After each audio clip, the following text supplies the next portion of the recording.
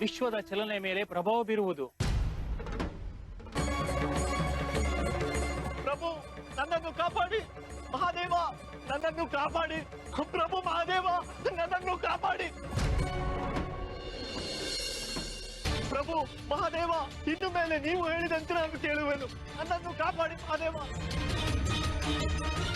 ಪ್ರಭು, ದೇವರಾಜನಿಗೆ ದಯವಿಟ್ಟು ದಂಡಿಸಬೇಡಿ ಪ್ರಭು. ಅವರಿಗೆ ದಂಡನೆಗಿಂತ ಮಾರ್ಗದರ್ಶನ ಅವಶ್ಯಕತೆ ಇದೆ. ಕೃಪೆ ತೋರಿ ಪ್ರಭು, ಕ್ಷಮಿಸಿ ಬಿಡಿ ಪ್ರಭು, ಕ್ಷಮಿಸಿ ಬಿಡಿ. ನಾನು ಅನೇಕ ಬಾರಿ ಕ್ಷಮಿಸಿದ್ದೇನೆ, ಆದರೆ ಅದರ ಪರಿಣಾಮವೇನಾಯಿತು? ಏನು ಪ್ರಯೋಜನವಾಗಿಲ್ಲ.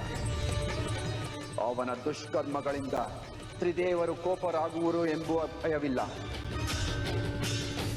ಅಷ್ಟು ಅಹಂಕಾರ ದೇವರಾಜನಲ್ಲಿ ಹೆಚ್ಚಾಗಿದೆ.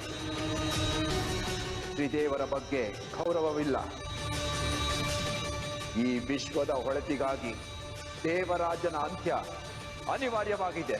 ಪ್ರಭು, ದೇವತೆಗಳ ರಕ್ಷಣೆ ಮಾಡುವುದು ದೇವಗುರುವಿನ ಧರ್ಮ ಮತ್ತು ಜವಾಬ್ದಾರಿಯಾಗಿದೆ. ಒಂದು ವೇಳೆ ಇಂದು ದೇವರಾಜನ ಅಂತ್ಯವಾದರೆ ವಿಶ್ವವನ್ನು ಯೋಚಿಸುವುದು ಪ್ರಭು.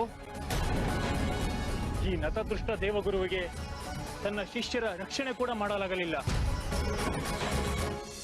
ಮಹಾದೇವ, ನನ್ನನ್ನು ಕಾಪಾಡಿ ಮಹಾದೇವ,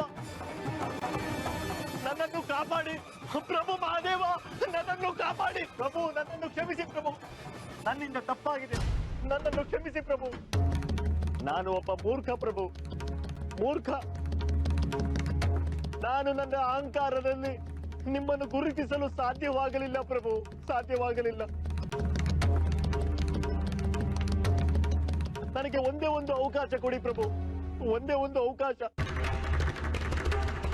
ನಾನು ನಿಮಗೆ ನಿರಾಶೆ ಮಾಡುವುದಿಲ್ಲ ಪ್ರಭು.